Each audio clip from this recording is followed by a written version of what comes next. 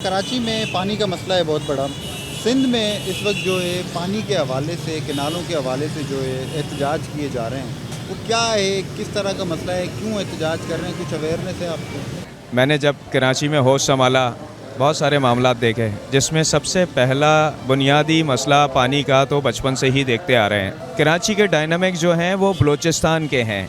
Basically हमारे पास जो सर्दी की हवा आती है, हमें उस वक्त बलूचिस्तान याद आता है कि कोयटा की हवा चल रही है। सिंध की हवा कब चली है? समंदरी हवा चलती है कराची के अंदर। समंदर का पानी आप जो है आराम से यहाँ पे फ़िल्टराइजेशन करके समंदरी पानी पीने के काबिल तक बना सकते हैं। दुबई में हो रहा है, यहाँ पे नहीं हो सकता। यहाँ पे क्यों नहीं हो सकता? अरबाब इख्तियार चाहते ही नहीं कि अवाम को किसी भी किस्म की कोई सहूलत मिले और अवाम सर उठा के खड़ी हो जाए।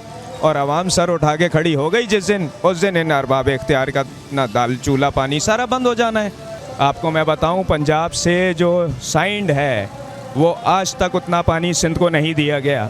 अगर आप सिंध की बात कर रहे हैं, मैं जब भी जाता हूं मोटरवे तक अज़ियत में ड्राइविंग करता हूं। जैसे ही मोटरवे के ऊपर जाता हूं, वहाँ पे चारों तरफ खेती बाड़ी, चारों तरफ गंदम के पहाड़, चारों तरफ पानी, तरतीब से देखता हूँ। अगर आप मुझसे पूछना चाहते हैं, मैं आपको बताता हूँ।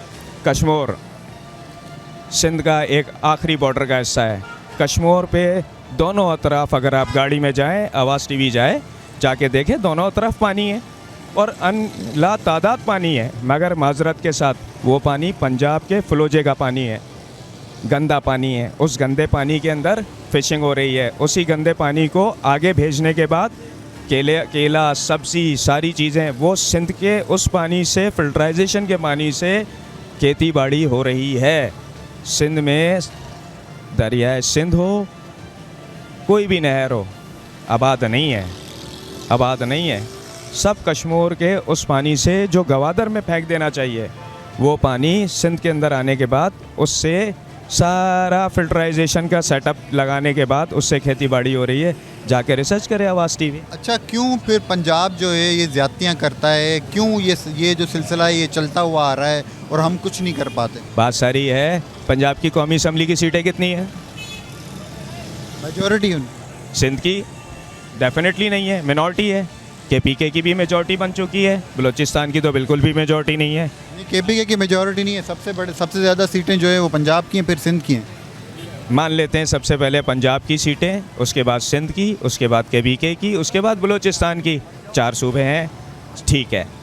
अब कोई भी सियासतदान, मतलब आप बहैसियत प्राइम मिनिस्टर अगर आप मुझे खड़ा कर दें और मैं कराची के मसाइलों को हल करने के लिए बैठूं, तो मैं गटर का ढकना भी चेंज नहीं करूंगा। उसकी ख़ास वजह यह है कि पंजाब की जो मैक्सिमम सीट्स हैं उनको अप्रोच करूंगा ना।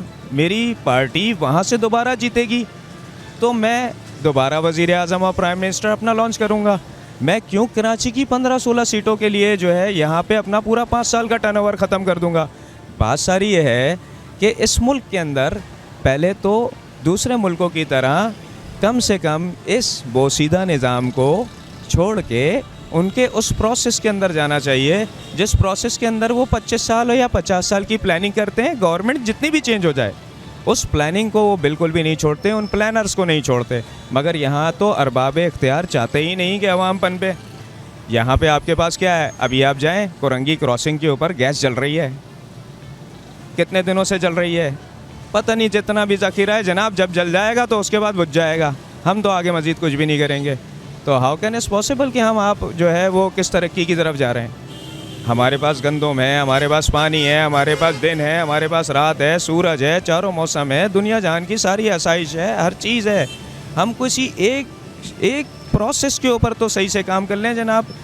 बचपन से देखते आ रहे हैं भाई, ज़राअत के ऊपर काम होगा, साइकिल दी जाएगी, ट्रैक्टर दिया जाएगा, सिलाई मशीन दी जाएगी। नवाज़ शरीफ साहब आते हैं, भाई वो जनाब येलो कैब्स दी जाएंगी, हाईएस्ट दी जाएंगी, बिल्डिंग्स बनेंगी, ठीक है। 2-2 साल का टर्नओवर गुजार लिया, फिर 2 साल वो आ गई, फिर वो ट्रैक्टर बांट रही हैं। ओ भाई, ये कौन सी पॉलिसी है? ये क्या है? आवाम का पैसा बर्बाद हो रहा है, वो ट्रैक्टर के ऊपर चल रही हैं। ये जो है ना वो येलो कैप्स के ऊपर चल रहे हैं। आज भी यही सारी सूरत हाल देखने को मिल रही है कि उनको जहाँ जहाँ से जो जो बजट मिलते हैं उस बजट का 10% डाल दिया सिर्फ डेमोस्ट्रेशन के लिए। 90% का पता ही नहीं है। जैसे ही वो गवर्नमेंट गई प्रोजेक्ट्स रुक जाते हैं।